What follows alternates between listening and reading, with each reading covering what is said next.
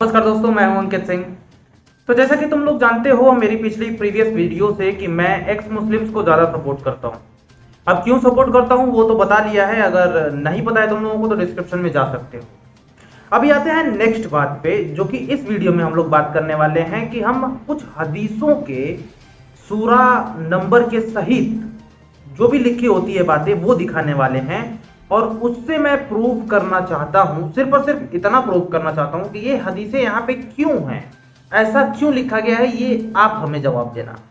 मैंने कुछ लिख के रखा हुआ है और वो मैं आपके सामने पढ़ूंगा, ठीक है, और मैं अपने हिसाब से आपको बताऊंगा और आप अपने हिसाब से बताइएगा। देखिए यहाँ पे कोई रिलीजियस, मैं नहीं सोच रहा कि मैं रिलीजियस हेट नहीं कर रहा या फिर कुछ भी ऐसा नहीं, लेकिन मेरे मन में जो ख्याल आया पढ़ के वो मैं बस आपको आपके साथ शेयर करना चाहता हूं। जो मैंने सोचा वो शेयर करना चाहता हूं, आप बताओ कि आप क्या इस पे सोचते हो।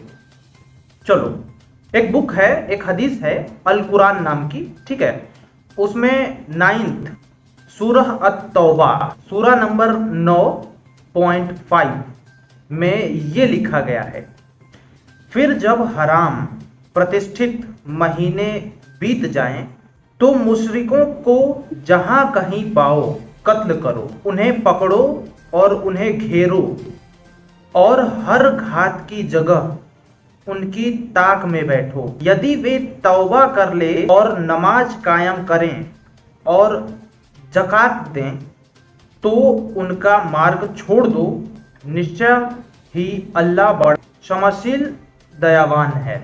तो इस आयत में सिर्फ और सिर्फ यही मुझे समझ में आया है कि बस एग्रेशन ही दिखाई गई है और यहाँ पे मारने दाड़ने की बहुत ज्यादा बात की गई है। जैसे कि मुशरिकों को जहां भी तुम देखो वहां पे कत्ल कर दो। अब एक बात बताओ, कोई भी धर्म ऐसे कैसे बोल सकता है कि किसी को तुम देखो और वहीं पे मार दो? मुशरिक एक आदमी ही तो होगा ना, आदमी होगा, औरत होगी, तो उसे मारने को कैसे कहा जा सकता है? हम अगर मान लीजिए आप मुशरिक हैं और हम आपको नहीं जानते, तो हम आपको किस बेस पे मारेंगे, क्यों मारेंगे? लेकिन ये इसमें दिया गया है कि मार दो, ठीक है। अब आते हैं इसके आगे की लाइन में जो लिखा गया है कि अगर वो मुशरिक जो है वो फिर से नमाज पढ़ने लगता है या फिर नमाज कायम करे और ज़कात दे, ठीक है, तो उसे माफ कर दो, छोड़ दो, क्योंकि अल्लाह जो है वो क्षमा कर देता है सबको, ठीक है। लेकिन यहां पे बात यह है कि जो मुशरिक हैं उनको मारे ही क्यों? देखो, अल्लाह अपने मन से कुछ भी कर सकता है, उनको जहन्नम भेज दे या फिर कुछ भी करे, लेकिन हम उसे क्यों मारें? हम भी इंसान हैं, वो भी इंसान है, तो हम उसे क्यों मारें? बात यहां पे ये बनती है।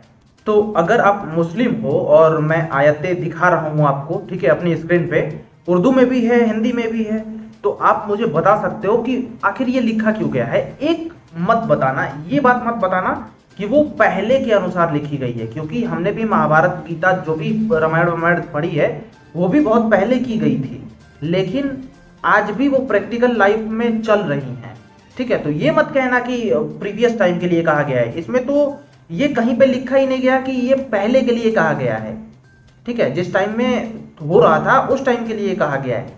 इसमें ये कहा गया है, डायरेक्ट कहा गया है कि जब भी तुम ये पढ़ रहे हो तो कत्ल करो, ठीक है ना, मुशरिकों को मारो, जहां देखो वहां मारो, घात लगा के बैठ जाओ और वो निकले तो भी मारो।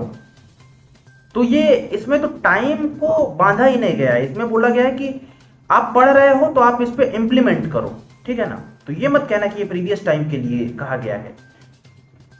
दूसरा जवाब देना, कुछ दूसरा ही सुनना मैं पसंद करूंगा।